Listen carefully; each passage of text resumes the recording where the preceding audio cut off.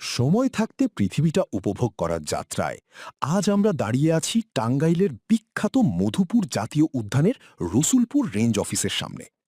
এখন আমরা এই রেঞ্জের ভেতরে প্রবেশ করব এবং দেখব এর ভেতরে ঠিক কি কি লুকিয়ে আছে। চলুন আর দেরি না করে একসাথে শুরু করা যাক। দেখেন যে বন কর্মকর্তাদের বিভিন্ন জাতীয় উদ্যানের ওই ঘর আছে। দেখেন জাতীয় উদ্যান ব্যবস্থাপনা কমিটি কার্যালয়। দেখেন এখানে দেখেন এই যে ফুলের বাগান আছে, ফুলের এই দেখেন ফুলের গাছ আছে। দেখেন এই যে কর্মচারীদের জন্য এই যে টয়লেটের ব্যবস্থা আছে, টয়লেট আছে আপনার। দেখেন অনেক সুন্দর দৃশ্য এখানে। জাতীয় উদ্যান ব্যবস্থাপনা কমিটির কার্যালয়। দেখেন ও টাঙ্গাইল বন বিভাগ মধুপুর জাতীয় উদ্যান।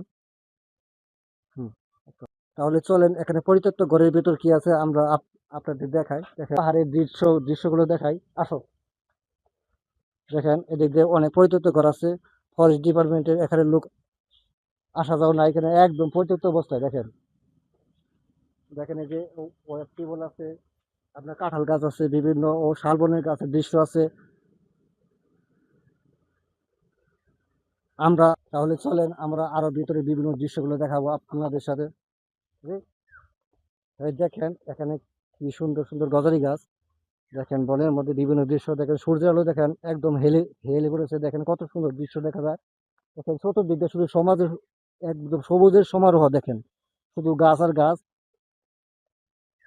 দেখেন খুবই ভয়ঙ্কর জায়গা। এখানে আপনার মানুষজন আসে কম, তার কারণ কারণ ভয় লাগে। আপনার সাপের ভয় আছে।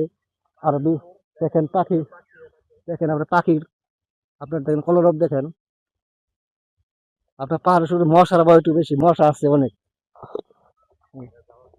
দেখেন দৃশ্যগুলো দেখেন আপনাদের সামনে এই দৃশ্যগুলো দেখাচ্ছি। এটা আপনার দুখলা রুট। এই রুট দিয়ে অনেক পর্যটক যায়। দেখেন এই দৃশ্যগুলো দেখেন কত সুন্দর মনোরম পরিবেশ। দেখেন আপনার এই দুখলা রুটে আপনার গেলে কমপক্ষে 4 ঘন্টা সময় লাগে। তাহলে আমরা ভিতরে যাই। ভিতরে দেখেন আপনার অফিসের বিভিন্ন দৃশ্য দেখাবো এবং কি কি আছে ভিতরে আপনাদের আস্তে আস্তে দেখাবো। দেখেন এই যে দেখেন গজারি গাছ কাটা আছে। আপনার গজারি গাছ দেখেন এই যে স্টক করে রাখছে। এগুলো পাহাড়িয়া গাছ, অনেক সময় চুরাই কাঠ, এগুলো স্টক করে রাখছে। আপনার মধুপুর গড়ের মধ্যে অনেক গাছ, অনেক চুরাই পথে গাছ কাটে, সেগুলো আপনার স্টক করা হয়েছে। দেখেন এই যে এই পানি রাখার একটা সেই ট্যাঙ্ক আছে।